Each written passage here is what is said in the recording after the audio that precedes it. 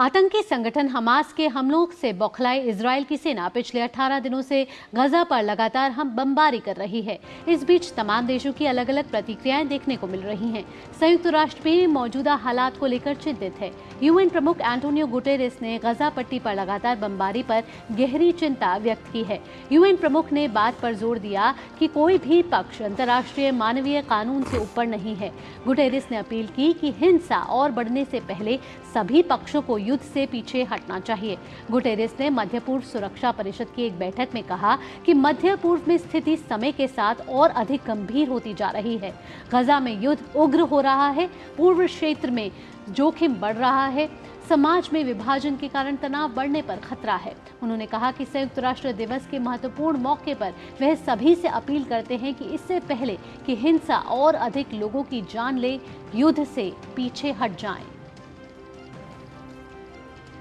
और अमेरिका ने संयुक्त राष्ट्र से कहा है कि वो ईरान के साथ संघर्ष नहीं चाहता है, लेकिन अमेरिकी विदेश मंत्री एंटनी ब्लिंकन ने चेतावनी भरे लहजे में कहा है कि अगर ईरान या उसके प्रतिनिधि कहीं भी अमेरिकी कर्मियों पर हमला करते हैं तो अमेरिका चुप नहीं बैठेगा और कार्रवाई करेगा। ब्लिंकन ने 15 सदस्यीय संयुक्त राष्ट्र सुरक्षा परिषद से इजरायल और हमास के बीच जारी संघर्ष को लेकर बात की। अंतर्राष्ट्रीय स्तर पर यह आशंका है कि बीते 18 दिनों से चल रहे इजरायल और ईरान समर्थित हमास आतंकवादियों के बीच संघर्ष एक भयानक युद्ध में बदल सकता है, जिसमें लेबनान के भारी हथियारों से लैस तेहरान समर्थित हिजबुल्लाह को भी शामिल किया जा सकता है।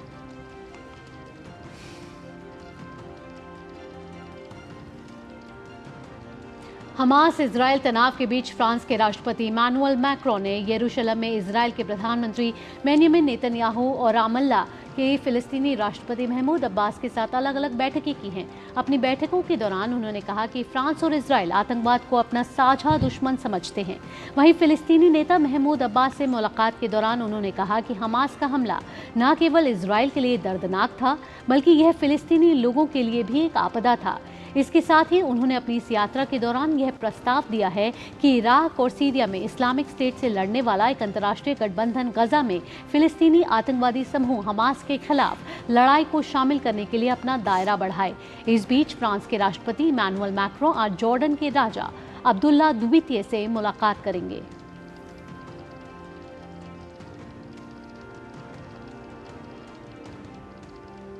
तो चलिए बात करते हैं हमारे संवाददाता अमृतपाल सिंह से, जो यरूशलेम में मौजूद हैं। अमृतपाल, इजराइल लगातार अपने हवाई हमले बढ़ाता जा रहा है, मौत के आंकड़े भी देखे जाए तो लगातार बढ़ते जा रहे हैं। ऐसे में वहां पर इस समय क्या कुछ जमीनी हकीकत है?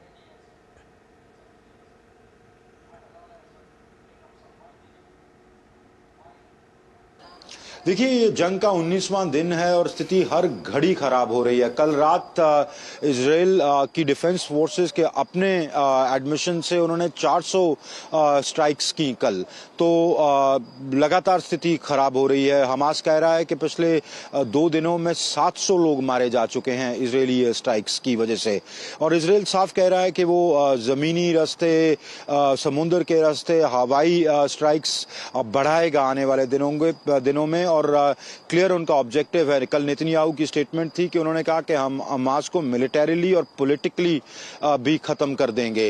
तो और साथ ही साथ इजरायली आर्मी वहां मैसेजेस ब्रॉडकास्ट कर रही है सिविलियन पॉपुलेशन को कि आप एक तो मूव आउट करें और दूसरी इजराइल फोर्सेस की मदद करें हमास के खिलाफ।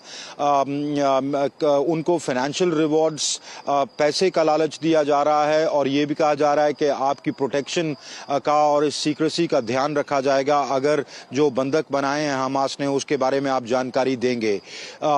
हालांकि ये कितना कारगर साबित होगा ये देखना होगा, क्योंकि वहाँ हमास का ठीक ठाक कंट्रोल है गाजा स्ट्रिप में, और जिस तरह की बॉम्बिंग्स हो रही हैं और जिस तरह की सफरिंग हो रही है, वहाँ के लोग क्या इजरायली फोर्सेस के साथ कोलैबोरेट करना चाहेंगे, ये बड़ा सवाल है। पर अब जैसे आपने कहा कि कूटनीतिक प्रयास हो रहे हैं, कूटनीतिक प्रयास तो हो रहे हैं, पर इजराइल ने साफ, जो वेस्टर्न लीडर्स यहाँ आ रहे हैं, कल इमैनुअल मैक्रों फ्रांस के राष्ट्रपति थे, उनको साफ कहा है कि मिलिट्री कैंपेन तो हम हर कीमत पर जारी रखेंगे, किसी कीमत पे इसको बंद नहीं करेंगे। और तो वहीं इमैनुअल मैक्रोन ने इजराइल के साथ अपनी सहानुभूति जताई और ये भी कह डाला कि जैसे दैश को या आईसिस के अगेंस्ट एक फ्रंट है वेस्टर्न कोएलिशन का, उसी तरह का फ्रंट हमास के खिलाफ भी खोलना चाहिए। तो सपोर्ट जताई, पर वहीं कहा कि बंधकों को फ्री कराना सबसे पहला ऑब्जेक्टिव होना चाहिए इस जंग का, और दूसरा ह्यूमैनिटेरियन क्राइसिस और सिविलियन कैजुअलिटीज को कैसे रिड्यूस किया जाए ये देखना होगा। तो क्लियरली कूटनीति जो प्रेशर है इजराइल पे वो ये है कि ग्राउंड इन्वेजन या ग्राउंड असॉल्ट अभी ना करे, क्योंकि उससे ये जो एस्केलेशन है वो वाइडर एस्केलेशन हो सकती है। पर जंग लगातार जारी है और स्थिति हर घड़ी और गंभीर होती जा रही है। जी अमृतपाल। तो बिल्कुल अमृतपाल ने जैसे कि बताया कि अभी संघर्ष जो है वो लगातार जारी है और हम दिखा रहे हैं संघर्ष के मैदान से लगातार। डीडी न्यूज़ बना हुआ है, पल पल की अपडेट हम तक पहुंचा रहा है। बहुत बहुत धन्यवाद अमृत हमारे साथ जुड़ने के लिए, हमारे दर्शकों से ये अपडेट साझा करने के लिए। तो आइए